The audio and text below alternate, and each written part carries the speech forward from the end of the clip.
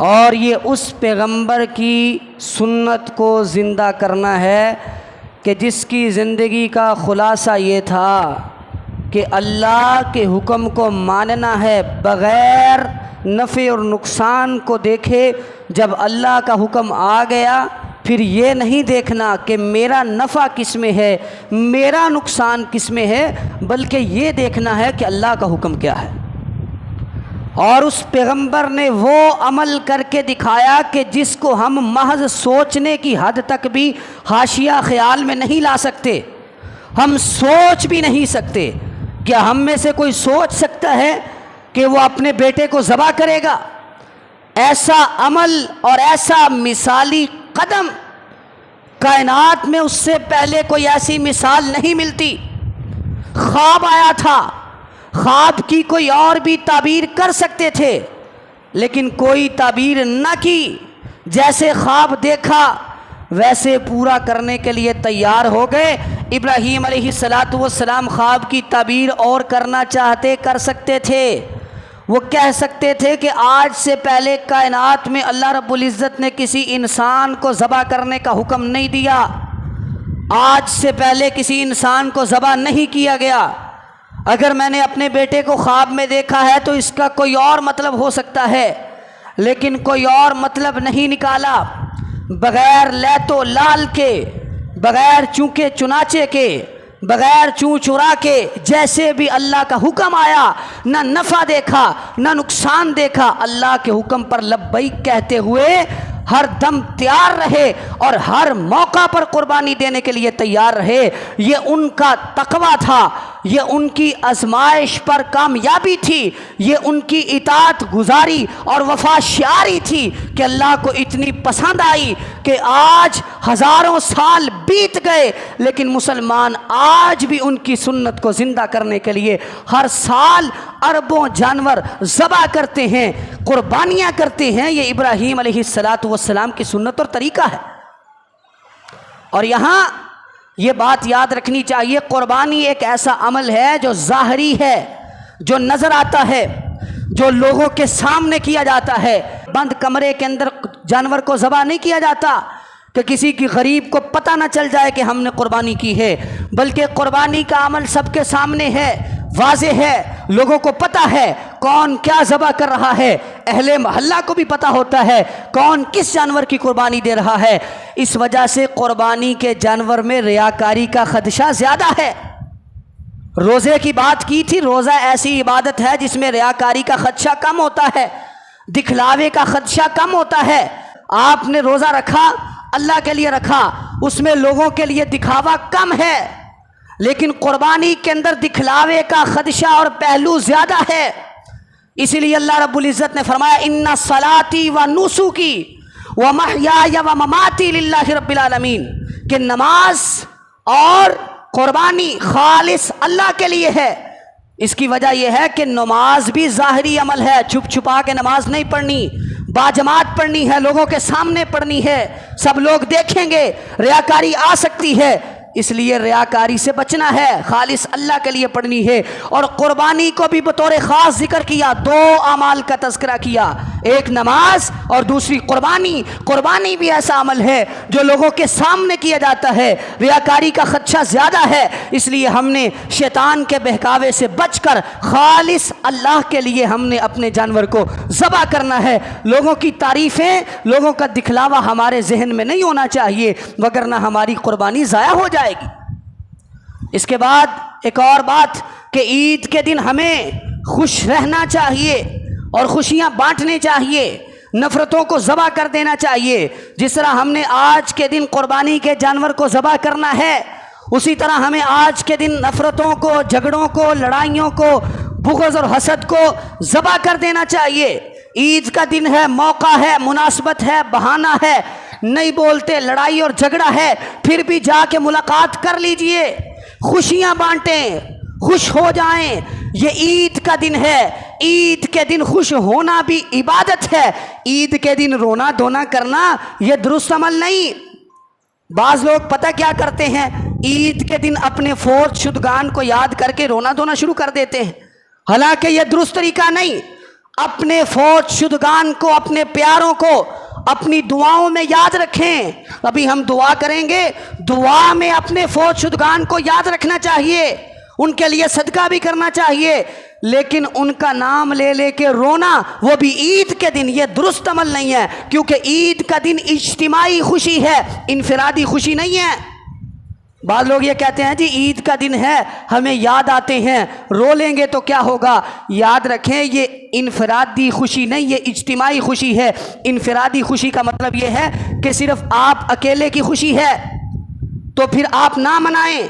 अगर आप अकेले की खुशी है आप रो दो लें, ये आप अकेले की खुशी नहीं, ये तमाम मुसलमानों की खुशी का दिन है। अगर इनफिरादी तौर पर देखा जाए तो हर मुसलमान को कोई ना कोई गम है, कोई ना कोई मुसीबत है, कोई ना कोई तकलीफ है, तो क्या सारे गम और मुसीबतें और तकलीफ़ें ईद के दिन ही डिस्कस करनी है? ईद का दिन खुशी का दिन है, इज्तिमाई खुशी का दिन है। अगर आप गमगीन भी हैं तो कोई बात नहीं, इसलिए खुश हो जाएं क्योंकि मुसलमानों की खुशी का दिन है। इसलिए ईद के दिन खुश रहना चाहिए। मुसीबतें आजमाइशें कोई हैसियत नहीं रखती। सैयद ईसा सही मुस्लिम में नबी अलैहिस्सलातु वस्सलाम ने फरमाया, युता बि अशद्दिन नास बुअसन फिद दुनिया मिन अहलिल जन्ना। कल क़यामत के दिन एक जन्नती को लाया जाएगा जो सारी ज़िंदगी मुसीबतें सहता रहा, तकलीफ़ें सहता रहा। फ़युस्बगु सिबगतन फिल जन्ना, उसे जन्नत की नहर में एक डुबकी लगाई जाएगी और उससे पूछा जाएगा, बता दुनिया के अंदर कोई मुसीबत आई थी? वो कहेगा, मा मर्र बी बुअसुन कत्तु, मुझे दुनिया के अंदर एक भी मुसीबत नहीं आई। ये दुनिया की मुसीबतें कुछ भी नहीं, जन्नत की राहत के मुकाबले में इनकी कोई हैसियत नहीं। जन्नत की नहर के अंदर एक गोता लगाने से सारी दुनिया की मुसीबतें इंसान भूल जाएगा। और दूसरी तरफ दुनिया के अंदर सबसे ज़्यादा अयाशी के साथ ज़िंदगी गुजारने वाला जब कल क़यामत के दिन आएगा, उसे जहन्नम के अंदर एक गोता लगाया जाएगा, आग के अंदर डुबो के बाहर निकाल के पूछा जाएगा, बता दुनिया के अंदर कोई नेमत देखी है? कहेगा, नहीं, दुनिया के अंदर तो मुझे कभी कोई भुलाई मिली नहीं। वो दुनिया की सारी अयाशियाँ भूल जाएगा। तो खुश रहें, खुशियाँ बांटें। परेशान होने से परेशानी का हल नहीं निकलता। परेशान हो के आप अपने सब्र वाले अजर को ज़ाया कर देते हैं। अगर आप अल्लाह की तरफ से आई हुई मुसीबत को खुशी से कबूल करेंगे और अल्लाह से ही दुआ मांगेंगे तो अल्लाह रब्बुल इज़्ज़त आपको कामयाब करेंगे और उस मुसीबत का आपको अजर भी मिलेगा। और अगली बात, तकबीरात का एहतिमाम करें। तकबीरात यकम जुल्हज्जा से लेकर 13 जुल्हज्जा तक है। हमारे यहाँ बाज़ लोग ये समझते हैं कि ईद की नमाज़ पढ़ ली, ईद उल अज़हा के मौका पर ईद की नमाज के बाद तकबीरात का इख्तिताम नहीं होता, बल्कि तकबीरात हमने पढ़नी है 13 जुल्हज्जा की शाम तक। 13 जुल्हज्जा तक तकबीरात को बुलंद करना है। यही नबी अलैहिस्सलातु वस्सलाम का तरीका और सुन्नत है। घर जाते हुए कल भी, परसों भी, चौथ भी अल्लाहु अकबर, ला इलाहा इल्लल्लाह, अल्लाहु अकबर, ये तकबीरात आप बुलंद करें। 13 जुल्हज्जा तक बुलंद करनी है। उसके बाद एक और अहम मसला, ये वो मसाइल आपके सामने जिक्र करना चाह रहा हूँ जो इस मौका पर अहम है। अहम मसला ये है कि बाल और नाखून कब काटने हैं। हमारे यहाँ बाल लोग ये समझते हैं कि शायद ईद की नमाज़ पढ़ के जाके बाल काट लेने हैं, नाखून काट लेने हैं। हालांकि ये दुरुस्त नहीं। हदीस में है, नबी अलैहिस्सलातु वस्सलाम ने फरमाया, जब चाँद देख लो तो बाल और नाखून ना काटो, उसके बाद हत्ता युज़हिया, हत्ता के कुर्बानी कर लो। इसका मतलब क्या है कि अगर आपने नमाज पढ़ ली लेकिन अभी तक आपने कुर्बानी नहीं की तो आप बाल और नाखून नहीं काटेंगे। इस मसले की वजाहत तब होगी जब किसी ने कुर्बानी दूसरे दिन करनी है। अगर किसी ने पहले दिन कुर्बानी नहीं की, दूसरे दिन कुर्बानी करना चाहता है, तो वो दूसरे दिन कुर्बानी करने तक अपने बाल और नाखून नहीं काटेगा। जब वो अपने जानवर के गले पर छुरी चला लेगा उसके बाद उसे बाल और नाखून काटने की इजाज़त है। ये भी हमें अपने पेशे नज़र रखना चाहिए। उसके बाद कुर्बानी करने के हवाले से कुछ आदाब हैं, मुख्तसरन आपके सामने जिक्र करता हूँ, बात को ख़त्म करता हूँ। पहली बात कि छुरी को अच्छे तरीके से तेज़ कर ले। नबी अलैहिस्सलातु वस्सलाम ने फरमाया कि छुरी को तेज़ करो ताकि जानवर आसानी से ज़बह हो जाए। और ये भी फरमाया कि छुरी जानवर के सामने तेज़ नहीं करनी। एक सहाबी को आपने देखा, वो जानवर के सामने छुरी तेज़ कर रहे थे। आपने फरमाया, अफला क़ब्ल हादा औ तुरीदु अन तुमीतहा मौतातिन, या फिर तू इस जानवर को कई मौतें मारना चाहता है, ज़बह करने से पहले ही ज़बह करना चाहता है, इससे पहले टाइम नहीं मिला छुरी तेज करने का। अब जब जानवर को लिटा दिया गया है उसके सामने छुरी तेज करना शुरू कर दी है, यह दुरुस्त अमल नहीं है। छुरी छुपा के तेज करनी है, जानवर के सामने तेज नहीं करनी, और छुरी तेज होगी तो जानवर अच्छे तरीके से ज़बह होगा। और दूसरी बात, जानवर के गले पर छुरी चलाने के बाद उसकी जान को जल्दी निकालने के लिए उसके मनकने पर, हराम मगज पर छुरी की नोक मारना या उसको झटका देकर तोड़ना, यह दुरुस्त नहीं है। अगर आप ऐसा करेंगे तो जानवर का बहुत सारा खून जो बाहर निकलने वाला था वो उसकी रगों के अंदर ही रुक जाएगा, गोश्त के अंदर ही ठहर जाएगा, और ये सेहत के लिए इंतहाई नुकसानदेह है। वो खून जो जानवर को ज़बह करने से गले से निकलता है ना, वो खून हराम है, उसको हराम का अल्लाह रब्बुल इज़्ज़त ने, इन्नमा हर्रमा अलैकुमुल मैता वद्दम, वो खून हराम है। उस खून को बहाना फ़र्ज और ज़रूरी है। वो जितना भी निकलता है उसको निकालना है। जब वो अच्छे तरीके से निकल जाएगा उसके बाद जानवर की खाल उतारनी शुरू करनी है। और उसको लिटाना कैसे है? नबी अलैहिस्सलातु वस्सलाम जानवर को किबला रुख बाएं करवट पर, बाएं पहलू पर लिटाते, अपने पाँव को उसकी गर्दन पर रखते और छुरी को दाएं हाथ से पकड़कर बिस्मिल्लाह अल्लाहु अकबर कहकर जानवर की गर्दन पर छुरी चलाते। ये आपका तरीका था। सैयदना अनस फरमाते हैं, फरअयतुहु वादियन क़दमहु अला सिफाहिहिमा, आपने दो मेंढों को ज़बह किया और आपने उनकी गर्दन पर पाँव रखा और दाएं हाथ के साथ आपने उनकी गर्दन पर छुरी चलाई। आपने अपनी कुर्बानी को खुद ज़बह किया। इसलिए यह बात भी याद रखें कि कुर्बानी खुद ज़बह करना अफजल है, लेकिन अगर आप नहीं कर सकते तो किसी और से भी करवाई जा सकती है। नबी अलैहिस्सलातु वस्सलाम ने हज्जतुल विदा के मौका पर 100 ऊँट ज़बह किए, 63 ऊँट अपने हाथ से ज़बह किए, और जो बाकी 37 थे वो सैयदना अली रज़ी अल्लाह ताला अन्हु को हुक्म दिया कि मेरी नियाबत में इन ऊँटों को ज़बह करो। किसी और से भी जानवर ज़बह करवाया जा सकता है, लेकिन बेहतर यह है कि आप अपने हाथ से जानवर को ज़बह करें। नबी अलैहिस्सलातु वस्सलाम अपने मेंढों को, अपने बकरों को अपने हाथ से ज़बह किया करते थे।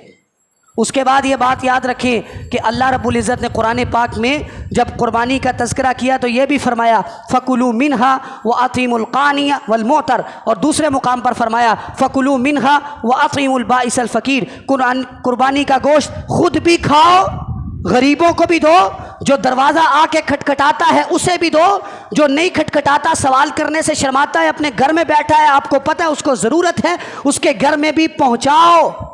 तो यहाँ पहली बात यह है कि अल्लाह रब्बुल इज़्ज़त ने हुक्म दिया खुद भी खाओ, इसलिए अपने कुर्बान किए हुए जानवर का गोश्त खाना यह सुन्नत है। अगरचे एक ही लुकमा खाओ, एक ही बोटी खाओ। बाद लोग कहते हैं जी हमें तो गोश्त पसंद नहीं है, पहले दिन हमने कुर्बानी की, बस दिल जो है ना वो नहीं कर रहा, कल खाएंगे, परसों खाएंगे, या खाते ही नहीं है। हालांकि यह दुरुस्त तरीका नहीं है। अल्लाह रब्बुल इज़्ज़त ने हुक्म दी है, यह अल्लाह का शुक्र है कि आप अल्लाह के रास्ते में कुर्बान किए हुए जानवर का एक लुकमा खुद भी खाएं। नबी अलैहिस्सलातु वस्सलाम का तरीका क्या था? आपने हज्जतुल विदा के मौका पर 100 ऊँट ज़बह किए थे।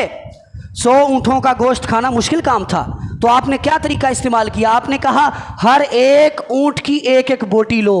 100 बोटियों को जमा करके एक हंडिया तैयार की गई, उसको आपने खाया भी, उसका शोरबा आपने पिया भी, क्योंकि वो सारी कुर्बानियाँ आपकी थी, तो आपने अपनी कुर्बानियों का, सारी कुर्बानियों का कुछ ना कुछ हिस्सा खाया। तो आप अपनी कुर्बानी से खुद भी खाएं, चाहे एक लुकमा ही खाएं, यह सुन्नत है। और उसके बाद गरीबों में तकसीम करें। 3 हिस्से उलमा ने बनाए इस आयत के तहत कि एक हिस्सा अपना, एक गुरबा का, एक रिश्तेदारों का। ये 3 हिस्से बनाना ज़रूरी नहीं है, बना लेते हैं ठीक है। आप ऐसा भी कर सकते हैं कि एक हिस्सा अपने पास रखें, बाकी 2 हिस्से गुरबा में दे दें। सारे रिश्तेदारों ने कुर्बानी की है, कोई मसला नहीं, ना भेजें। लेकिन अगर वाफिर है, आप सिला रहमी के तौर पर भेजना चाहते हैं, या आपका रिश्तेदार गरीब है, आप उसके घर में भेजें। लेकिन याद रखें ये एक्सचेंज वाला मामला नहीं होना चाहिए। उसने भी कुर्बानी की, आपने भी की, आपने बकरा भेजा, उसने भी बकरा भेजा, आपस में ही गोश्त एक्सचेंज करते रहेंगे तो गरीब के घर में कौन भेजेगा? इसलिए गरीब के घर में पहले भेजें। और ये ज़रूरी नहीं कि 3 हिस्से करें, आप सारे का सारा गोश्त भी तकसीम कर सकते हैं। आप 1 किलो गोश्त रख के कि मैं ये घर में हंडिया बनाना चाहता हूँ, बाकी सारा तकसीम करना चाहे कर सकते हैं। ये है असल तरीका। गरीब को देखना है, अगर ज़रूरत है, जो मांगने आया है उसको खाली हाथ नहीं लुटाना। ये ईद का दिन है, ईद के दिन हर घर में गोश्त पहुंचना चाहिए, हर घर में कुर्बानी का गोश्त पहुंचना चाहिए। ये है नबी अलैहिस्सलातु वस्सलाम का तरीका। उसके बाद कुर्बानी की खाल का मसला है। सैयदना अली रज़ी अल्लाह ताला फरमाते हैं कि मुझे अल्लाह के नबी ने हुक्म दिया अन यक़सिमा बुदनहु कुल्ला लुहूमहा व जुलूदहा व जिलालहा वला युती फ़ी जिज़ारतिहा शैअन। आपने हज़रत अली रज़ी अल्लाह ताला को हुक्म दिया कि कुर्बानी का गोश्त भी, कुर्बानी के जानवर का चमड़ा भी और उसकी झोल भी, ये सारी की सारी चीज़ें अल्लाह के रास्ते में सदका होंगी। कसाब को, कसाई को बतौर मजदूरी कुछ नहीं दिया जाएगा, ना पाए दिए जाएंगे, ना खाल दी जाएगी। अगर किसी ने अपने जानवर की खाल बेची तो हदीस में आता है फला उज़ियत लहू, उसकी कुर्बानी नहीं है, क्योंकि आपने जो जानवर अल्लाह के रास्ते में ज़बह किया है वो मुकम्मल जानवर अल्लाह के रास्ते में है। खुद खा सकते हो, खुद फ़ायदा उठा सकते हो, गरीबों में तकसीम कर सकते हो। कुर्बानी के जानवर का गोश्त बेच नहीं सकते, उसकी खाल तुम बेच नहीं सकते, उसकी कीमत से फ़ायदा उठा नहीं सकते, वो सदका करनी है। जिसको सदका करोगे वो बेच सकता है, वो फ़ायदा उठा सकता है। और याद रखें, हत्ता के कुर्बानी के जानवर में गले में जो रस्सी है ना, रस्सी, वो रस्सी भी आप नहीं बेच सकते। कि पूरे का पूरा जानवर आपने अल्लाह के रास्ते में दबा किया है, उस रस्सी को खुद इस्तेमाल कर लो या किसी को सदका कर दो, बेचना नहीं है। पूरे का पूरा जानवर आपने अल्लाह के रास्ते में ज़बह किया है और पूरे का पूरा जानवर अल्लाह के रास्ते में जाना चाहिए। इसलिए इस चीज़ का ख्याल रखना चाहिए। और खालों के हवाले से अहम बात यह भी, पहले भी आपको तवज्जो दिलाई थी कि खाल को पहुंचाना ये भी आपकी जिम्मेदारी। कुर्बानी आपने की है, नेकी आपने लेनी है। ये जो आलाइशें हैं ये आपके उग्गुचक की तरफ से, हुकूमत की तरफ से जो ऐलान यहाँ हुआ है, काशी होटल के बाएं जानिब एक जगह है, वहाँ पे सारे लोग इस जो है आलाइशों को वहाँ पहुँचाएँ। कुर्बानी आपने की है, आलाइशें कोई और नहीं उठाएगा। आपने कुर्बानी की है, जानवर की आलाशें, जानवर की सारी चीज़ें जिनको फेंकना है वो आपने खुद फेंक के आना है। कुर्बानी आपने की है, मुकम्मल नेकी हासिल करनी है। इसलिए गली मोहल्लों में नहीं फेंकना, वहाँ से गवर्नमेंट उठा लेगी। आपने वहाँ पे फेंकना है, वहाँ से गवर्नमेंट खुद उठाएगी और यहाँ कोई भी गंदगी नहीं फैलेगी। लेकिन अगर आपने खुद गली मोहल्लों में फेंक दिया तो वो आपके लिए मुसीबत का बायस बनेगा, आपको ही बदबू आएगी। और ये आज का दिन ऐसा दिन है कि नबी अलैहिस्सलातु वस्सलाम ने फरमाया आज़मुल अय्याम इंदल्लाहि यौमुन नहर, अल्लाह के यहाँ पूरे साल के दिनों में से सबसे अफजल जो दिन है वो ईद उल अज़हा का दिन है। सबसे अफजल दिन पूरे हत्ता के रमज़ान के दिनों से भी अफजल दिन ईद उल अज़हा का दिन है। ये 10 का दिन है और अशरा ज़ुल हज्जा जो पहले 10 दिनों की फजीलत है, आज शाम को वो दिन ख़त्म हो जाएंगे। ये पूरी दुनिया के दिनों से अफजल दिन है। इन दिनों में खर्च करना भी अफजल है, नेकी भी ज़्यादा। दिन अफजल है तो खर्च करना भी अफजल है, नेकी भी ज़्यादा है, अजर भी ज़्यादा है। तो आज शाम से पहले पहले जितना खर्च कर सकते हैं, क्योंकि ये कायनात का, दुनिया का, पूरे साल का सबसे अफजल दिन है। आज के दिन शाम से पहले पहले अल्लाह के रास्ते में जितना खर्च करना चाहते हैं खर्च कर लें। इसलिए आज के दिन हमें ख्याल करना चाहिए, यह सबसे अफजल दिन है। इसलिए उलमा ने कहा है कि पहले दिन की कुर्बानी अफजल है बाकी दिनों के मुकाबले में, क्योंकि पहला दिन सारे साल के दिनों में से अफजल है, तो पहले दिन ही कुर्बानी करना भी अफजल है। अल्लाह से दुआ है कि अल्लाह ताला हमें अमल की तौफीक अता फरमाए, जो मसाइल समझे हैं उनको समझ कर उन पर अमल करने की तौफीक अता फरमाए, किताब और सुन्नत पर अमल करने की तौफीक अता फरमाए। व आखिरु दावाया अनिल हम्दुलिल्लाह।